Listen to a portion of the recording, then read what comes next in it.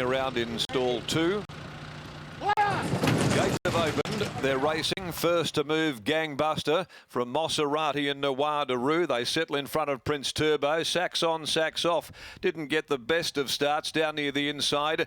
And going forward is the Big Show. 3 deep going past the judge. Prince Turbo back with only a couple behind it early on. And they're Burning Pride, who's second last on the inside of Double Digit. It's a compact field over the crossing at the 1600. And the reigning Boulder Cup winner led them. Gangbuster wants to go a bit quicker. They're not going overly hard in front. Nawadaroo settled up there right at its girth, running second.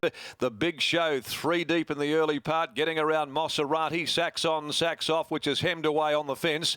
Back there is the favourite Prince Turbo with Burning Pride together amongst the fancies. And last of all is Double Digit. Down the back they go, 1,200 metres to run. Nawadaroo goes up, almost gets on equal terms with Gangbuster, sitting off them a length away, but 3 wide in this dawdlingly run race. Then is the Big Show. Maserati between horses, down on the inside, sacks on, sacks off, pulling its way around them. Double Digit 3 deep in front of Prince Turbo.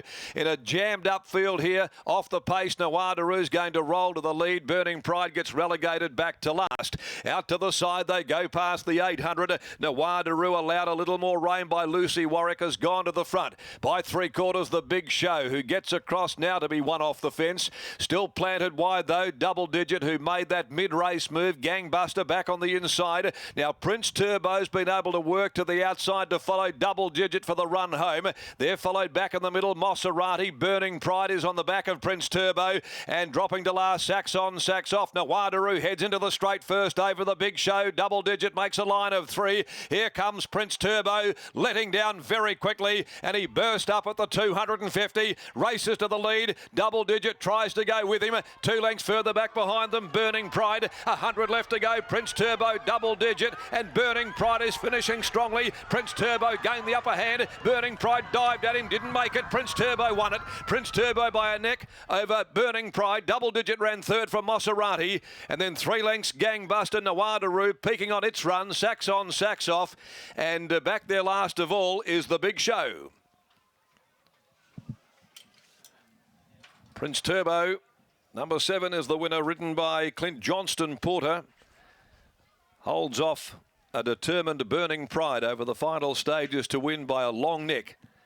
And Double Digit back there third. Maserati looked as though it held on for fourth. Prince Turbo getting to the 2,000. Very good ride by Johnston Porter to follow Double Digit to the corner after being back in a slowly run race there at certain times. And when they jammed up like a Beijing bus coming towards the corner, Johnston Porter was the one following them, following a horse that could get him there on its last run, and then had to fight off Burning Pride, who he established a little break on at the top of the running. So a good ride, good result all round here for the Jason Miller stable by Vital Equine, a 7-year-old with its 6th win in 21 runs. Hasn't been overly taxed on the course from Queen of the Rings. Raced by G, Mrs. A and D Coucher, RM Coucher, P Ford, Mrs. S.A. Ford, Mrs. H Phelps, D Phelps, A Bassire, R Thorne, R Petchel, Ms. AJ Petchel, and Clint Johnston Porter in the saddle. Scored by a neck, half a length second and third in 2:07.82, and they back into that with a split of 36.34.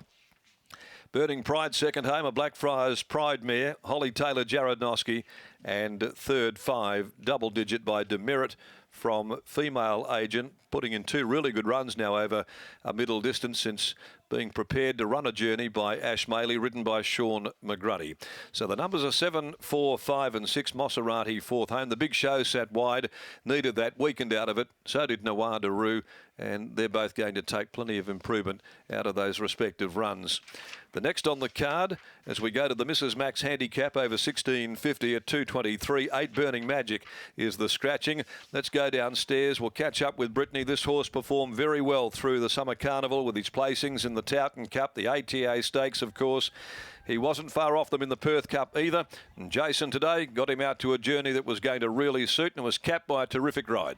It was indeed a great ride by Clint Johnston Porter. Jason Miller joins me now. And Jace, coming out of that hard run mile last week, was that the perfect conditioning run for today?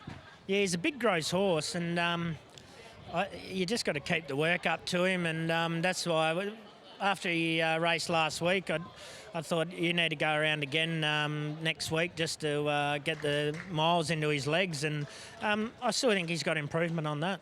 Well, to send him around to get the miles in the legs and pick up 41,300 in the process. With improvement to come, is that just in terms of his fitness?